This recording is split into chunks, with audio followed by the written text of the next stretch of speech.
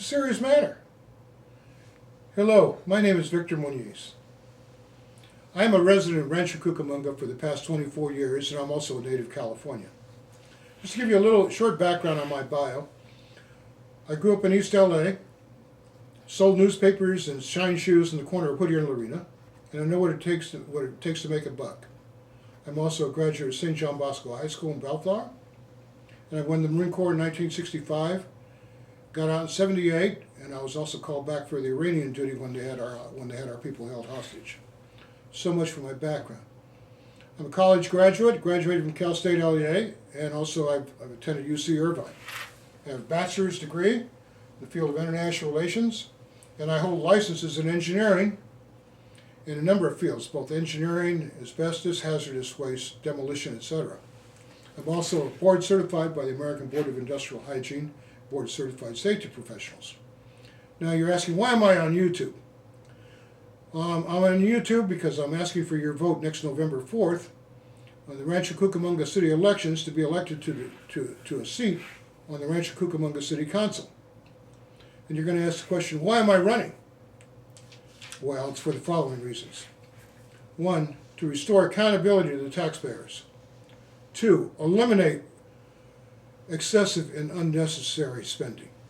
3, mandate responsiveness by our city government to you, the people.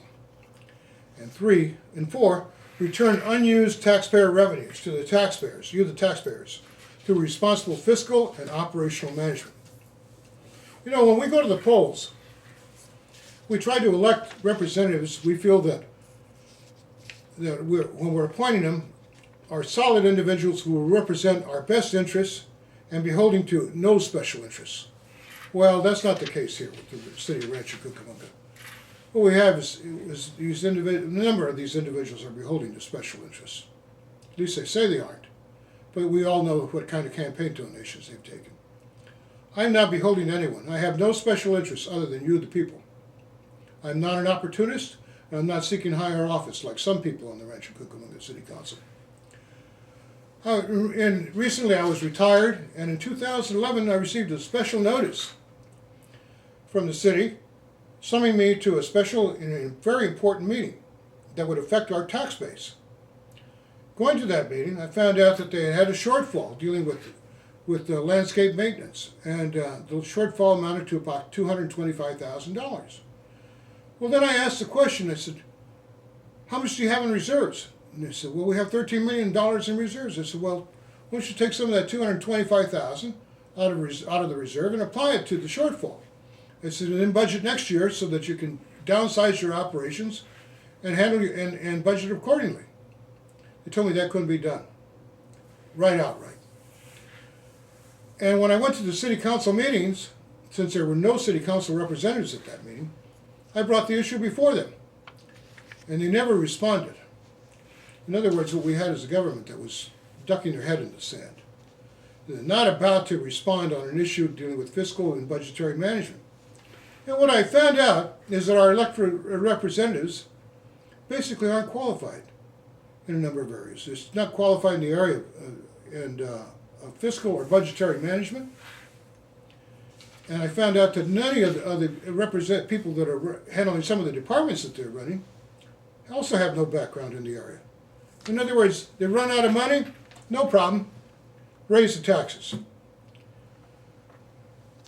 Run out of money, cut the services, as they did with the Red Hill Park and the draining of the pond recently. And said, getting back to the constituents, no way. You know, our government is built on basically First Amendment rights, the right of the people to redress and the responsibility of government to address those problems that the people bring before them. 2 years we brought these issues before them, and they've never bothered to respond.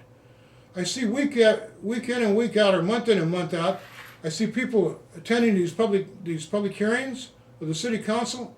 No response to these people when they bring their protests to them. That's not the way government is supposed to run. So, another example would be the rate increase that is recently proposed by a major vendor here on providing disposal services. Well, what I found out is that they're going to assign a staffer to champion those rate increases instead of the vendor coming to the city council saying this is why we need a rate increase.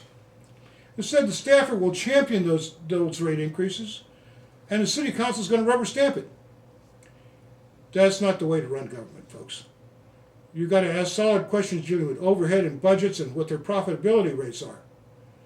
So, these activities have to come to a stop, and that's why I'm asking for your vote, because I'm the kind of guy that'll do it. When I went to work for Governor Duke Beige, I brought to him a complete budget for the running of the Department of Industrial Relations. That's a major agency within the state of California. And what I did is I cut the budget by 10%, and I increased inspections and services by 2%. And that's a lot when you look at an overall state's operations. Now, I have a pretty good track record of accomplishments. So I'm asking for your vote. I'll make some changes. Thank you. Have a good day. What do you think?